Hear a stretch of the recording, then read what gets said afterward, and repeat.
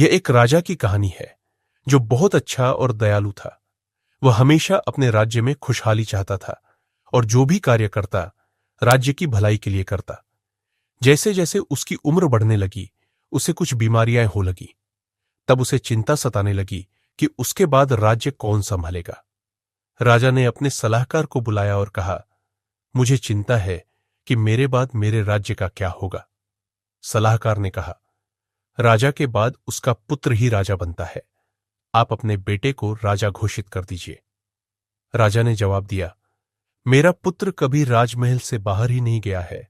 उसे राज्य की समस्याओं और जनता के जीवन के बारे में कुछ भी नहीं पता। वह सिर्फ ऐशो आराम में पला है। ये बातें राजा का बेटा सुन लेता है। वह स्वभाव से अपने पिता की तरह ही दयालु होता है। उसे यह बात चुभती है और वह सोचता है कि पिताजी की चिंता को कैसे दूर करना चाहिए। तभी राजा अपने बेटे को बुलाकर कहता है, हमने तय किया है कि अगला राजा तुम बनोगे। अब तुम्हें ही राज्य की जिम्मेदारी संभालनी है। बेटा कहता है, मैं तैयार हूं, लेकिन एक बात बताइए, जब आप राजा बने थे तब क्या आपके पिता राजा थे? राजा ने कहा, नहीं, मेरे पिता तो राजा के सेवादार थे। मैं बचपन से ही उनके साथ सेवा में जुड़ा रहा। मेरी मां का देहांत बचपन में ही हो गया था। पिता जब राज्य के काम में जाते थे और जनता की समस्याएं लेकर राजा के पास जाते थे तो मैं भी उनके साथ जाता था।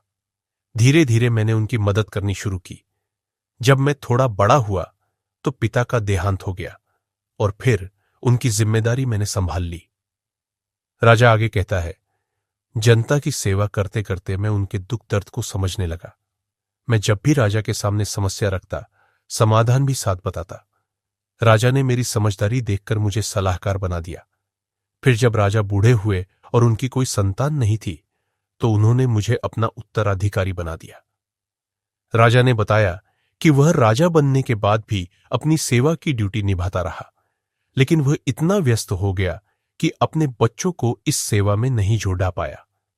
यह सब सुनकर बेटा कहता है, पिताजी, मुझे 2 महीने का समय दीजिए, उसके बाद मैं आपकी इच्छा अनुसार राजा बन जाऊंगा।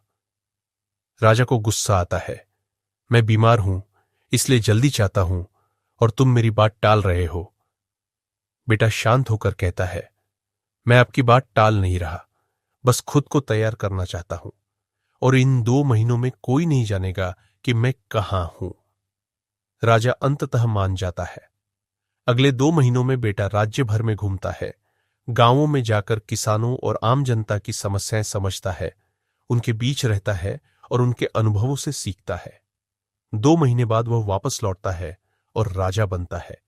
जब गांव वाले समस्या लेकर आते हैं तो वह तुरंत समाधान निकाल देता है। यह देखकर उसके पिता हैरान हो जाते हैं और पूछते हैं, तुम तो कभी महल से बाहर गए ही नहीं, फिर यह सब कैसे जान गए?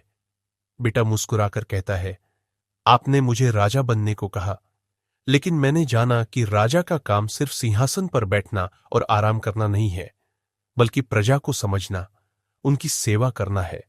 इसलिए मैं 2 महीने उनके बीच रहा, सीखा और अब मैं खुद को इस जिम्मेदारी के लायक समझता हूं, तो मैं राजा बनने का निर्णय कर लेता हूं।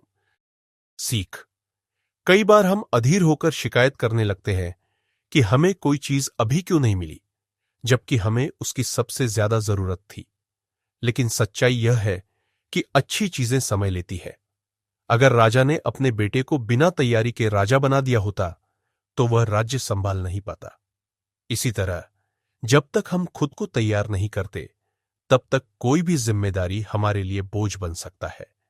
इसलिए हमें शिकायत की जगह शुक्राने के भाव में रहना चाहिए और जो चीजें अभी नहीं मिली है उनके लिए खुद को बेहतर बनाते रहना है।